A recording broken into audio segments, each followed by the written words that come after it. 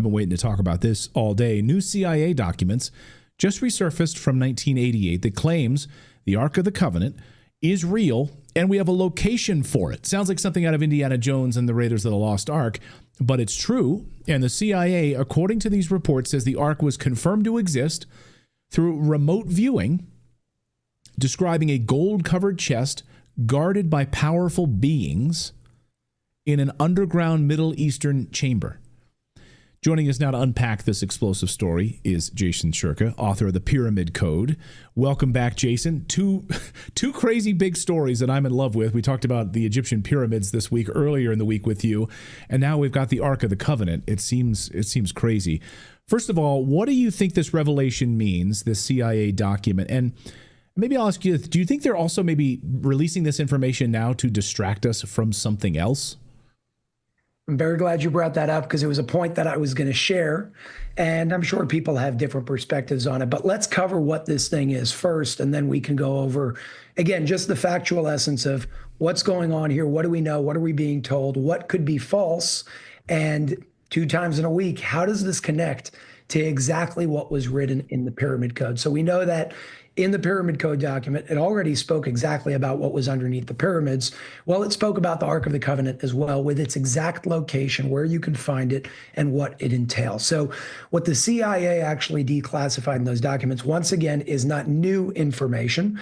It's just a big organization and agency coming out saying, hey, look, this is what we did. And by the way, we did it like 40 years ago in 1988. So this project is called Project Sunstreak, like streaking the sun.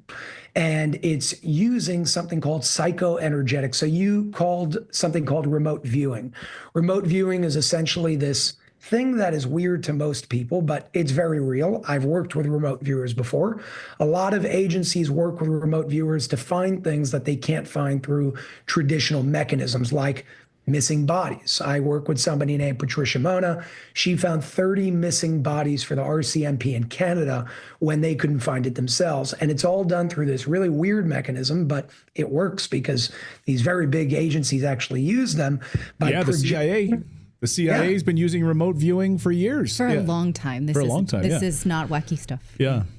It's not wacky stuff, but it sounds wacky because we just don't understand. What do you mean projecting consciousness out to a specific coordinate of longitude and latitude and being able to understand exactly what's there? So they did this in 1988, and I want to read something real quick from their actual declassified documents from December 5th, 1988. It was a session by, they don't give us the name, but it's called Remote Viewer Number 32, which means they used over 30 people in this experiment to do it.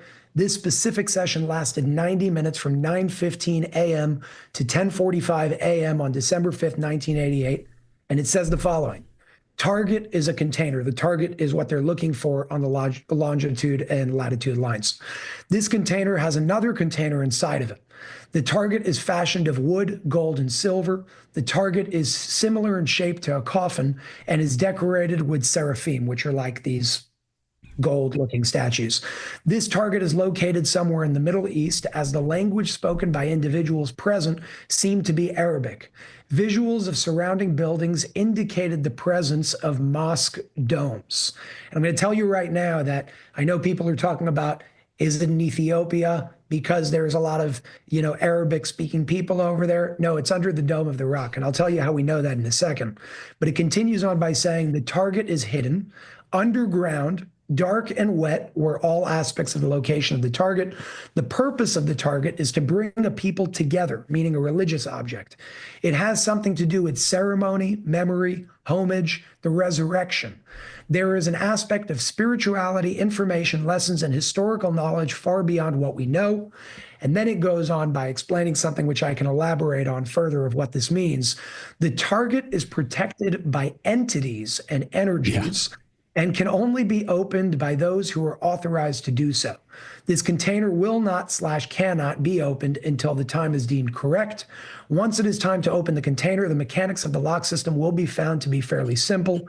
Individuals opening the container by prying or striking are destroyed, meaning they die, by the container's protectors, meaning its energies, through the use of a power unknown to us. Now, it sounds weird, but that's coming from the CIA. Let's not forget that.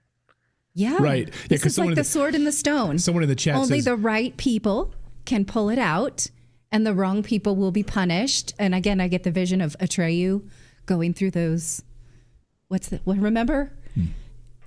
Never ending Sphinxes. Never ending story. Yes, Yeah. when he goes through the Sphinx, right? Right. Yeah, it's like only those authorized. This is amazing. Sorry, I got excited.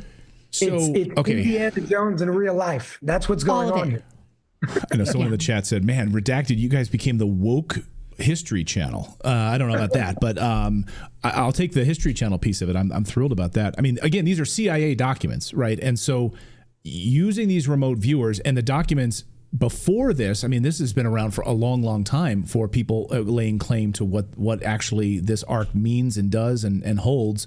But I'm curious about these beings that are sort of guarding this thing. Do we have any more information about what these beings might be that are guarding this thing? What kind of energies?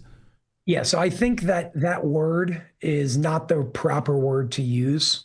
You're talking about something that is a very highly spiritual object and artifact. I call it a form of technology.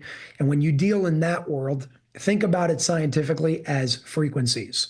There are certain frequencies that some people can touch and some people cannot, because if you don't have the proper vehicle to do it, it will literally electrocute you and kill you. For example, there are some people like monks who can walk on fire and not get burned, but me and you may walk on fire and we're going to get burned. That's what we're talking about with certain energies embedded into this thing. Remember, we're talking 4,000 years ago. This is around the same time of the pyramids as well.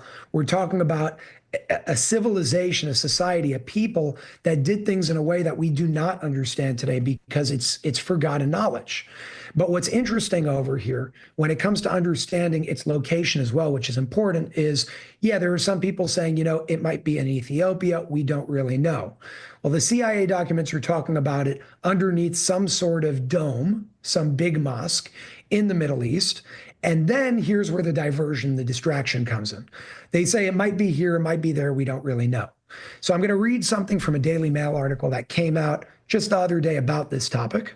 And then I want to show you what the Pyramid Code has to say about this, because once again, just like it was on the money with what was underneath the pyramids, it did it once again in a few days. So it's speaking about, according to legend, Queen of Sheba and Israel's King Solomon, so this is history, gave birth to Menelik in her country of origin, but he later traveled to Jerusalem to study with his father.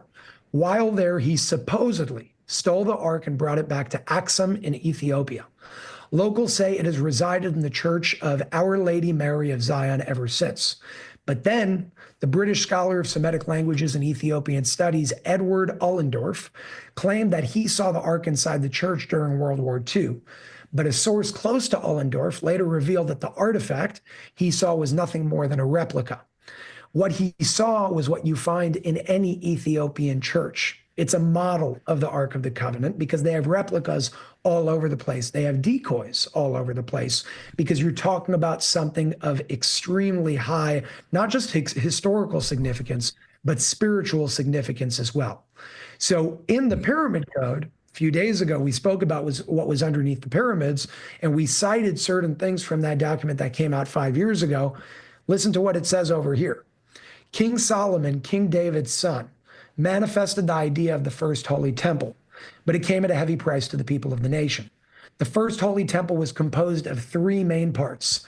The main hall, the second part of the temple was the main temple, which contained certain objects, and the third part of the temple was known as the Holy of Holies, in which the Ark of the Covenant was.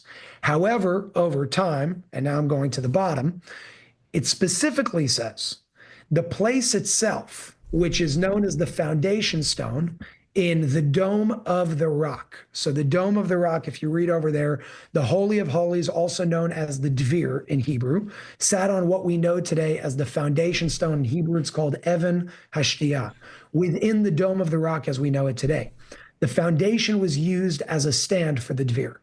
The foundation stone had and still has very strong powers, and its geographical location is the energy center of our planet, as well as the energy center of everything as a whole.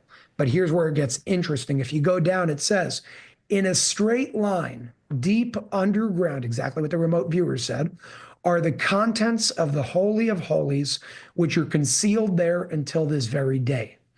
The room in which these items are hidden, like the rest of the temple, was designed by King Solomon. And further conversations, if you want to call them, about the Pyramid Code, which is the series on Unified TV, further explain exactly where it is, roughly 180 feet below the base of the foundation stone, which is what the Dome of the Rock is actually built around on right now. It's called the Dome of the Rock because it's a massive dome over the foundation stone. Now, something that Candace Owens has been reporting on quite a bit lately is that a lot of the destruction of the Middle East right now by globalist powers, what she thinks is to purposely destroy Christian artifacts in this area. So this feels like a link to me. What do you think of it? I know you're not a war expert, but what are your thoughts on where the war is currently targeted? Yeah, but we could use logic to understand certain things. And what we know is, again, factually, like the center of war in the world is there in the Middle East. It's yes. This aspect of everything around Israel. Everybody's fighting over it. And the three main monotheistic religions, which is Islam, Christianity, and Judaism, all look at that place as this is our place. We got to ask ourselves, why did they go, if you go according to history, before it became a mosque, it was the Holy Temple. Why did they choose to build it there around the foundation stone specifically? What did they know that we don't know today? And the answer is a whole lot. And over time, we'll figure that out. But what I believe is the answer to your question is there's a lot of war around there because there's a lot of power given to the very individuals who control that. And that's what they're really fighting over. This isn't about Jews versus Muslims. It's not a religious war within people. That's how we're used to fight each other in this game of divide and conquer. But what's really going on is, in my opinion, there are powers that be that we do understand control the world when it comes to energy sectors, oil, gas, water, and so on and so forth. Those same people want to make sure, just like a lot of other things are not found out by the masses, that this is not found out either. And that's why I think they're moving people towards saying, well, it's in Ethiopia, look over there, don't look over here. But everything shows us that we're here. And if we look at what happened in January of 2011, this is a very famous video, and this is weird, but it's on camera from multiple angles. There was this big orb of light that today they call UAPs, unidentified aerial phenomenon. They used to call them UFOs. Nobody knows what it was, but this video was very, very highly spoken about in January of 2011 when it happened, right over the top of the Dome of the Rock, hovering there for a while, staying there, and then boom, it just shoots up at a speed that we cannot comprehend in modern day physics. So my question is, why over there? What's so special about the Dome of the Rock? And if we look at history, we understand the power of the foundation stone. We understand the power of that geographical location, and everything shows us that it's there. Why are they telling us it's somewhere else? To divert our attention. That's my opinion. Someone in our chat room says, people forget, News and Prep says, people forget there were two arcs according to the book of Joshua. And Stratcomgru says, hey, Jason, this guy claims the ark is located under the rock of the dome. There's been high energetic emissions coming out from under the ice in Antarctica for 3+ years that they cannot explain. Maybe it's there as well, or maybe, who knows? I don't know. Antarctica is very fascinating to me. Antarctica was a base that was known to be a base for the Nazis in the 30s. And over time, that base was then taken over from the Germans to the Americans. If you look at what's going on in Antarctica, why did the Nazis have a base over there? Well, they could have had a base anywhere. It's very, very hard to get to. So you can do a lot of things that you don't want anybody figuring out. Just like they did it 100 years ago, they're still doing things there today. What they're doing, I don't know. But if you look at the Sean Ryan show, he's brought on whistleblowers that worked in Antarctica, explaining certain technologies that they're actually experimenting with today that have very, very high energy emissions. So it could be that. I don't think it's that. I think that they're using that as a base like they were 100 years ago with other forms of technologies today. And it's very convenient because nobody can get there.